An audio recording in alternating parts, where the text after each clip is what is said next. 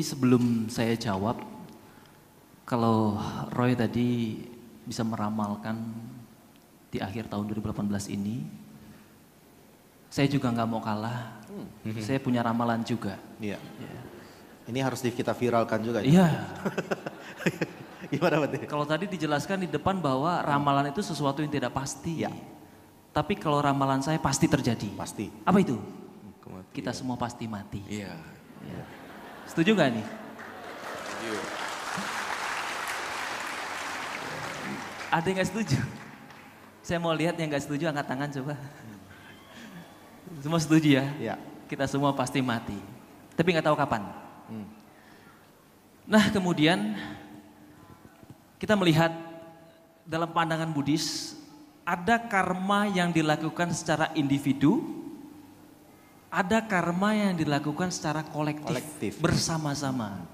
Seperti yang ibu bapak lakukan sekarang ini adalah karma baik secara kolektif. Luar biasa ya. Tepuk tangan dong buat kita semua.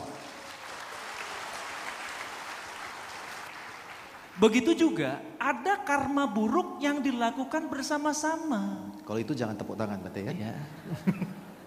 Coba ingat-ingat, pernah nggak melakukan perbuatan buruk bersama-sama? Contoh Bante, contoh ngapain? Ya mungkin korupsi berjamaah.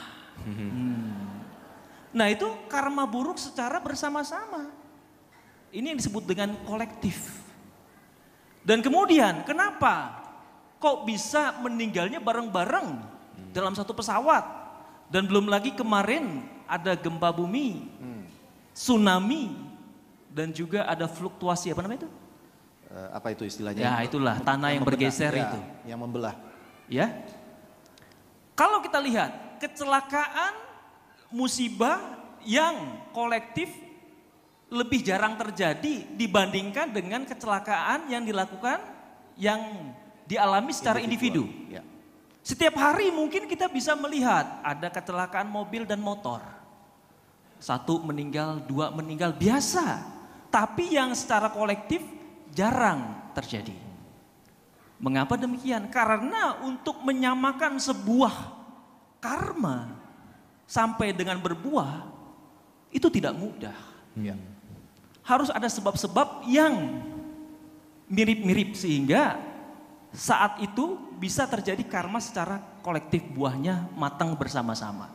Kalau ditanya Bante apa yang dilakukan oleh orang-orang tersebut, karma buruk apa yang telah dilakukan? Saya tidak tahu. Mungkin Roy bisa melihat kehidupan lampau satu-satu orang tersebut. Ada karma yang mirip-mirip yang dilakukan oleh mereka yang tertimpa musibah tersebut. Ini dalam pandangan Buddhis. Kenapa bisa terjadi musibah yang terjadi secara bersama-sama? Loh, kenapa Bante? Dalam musibah tersebut juga ada yang selamat. Ada yang meninggal semua, tapi sebagian ditemukan, sebagian lagi enggak. Contoh yang baik saja ya. Ibu bapak dan hadirin yang hadir di sini, semua dari kasat mata melakukan kebajikan yang sama. Ya, semua melakukan kebajikan yang sama. Sama-sama mendengarkan dhamma, sama-sama berdana, ya. Sama-sama punya waktu hadir ke sini. Dan sama-sama juga Anda mempraktekkan sila. Di sini semua mempraktekkan sila nih. Ya. Saya yakin semua di sini saat ini tidak ada yang mencuri. Saat ini tidak ada yang berzina. Ya, saat ini ya tidak ada ya. Melakukan bersama-sama, tetapi niatnya berbeda-beda. Ya, ada yang kesini niatnya pengen lihat Koko Roy.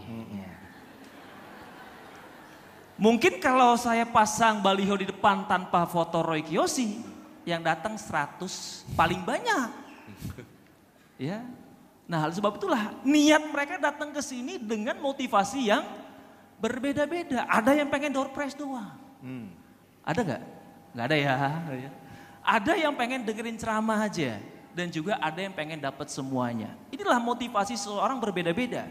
Begitu pula keburukan yang dilakukan seorang juga berbeda-beda. Sehingga begitu terjadi musibah, berbeda-beda pula nasib yang diterima oleh orang-orang tersebut. Oke, luar biasa. Itulah penjelasannya. Tepuk tangan untuk Bante Panajoto dan Roy Kiyoshi.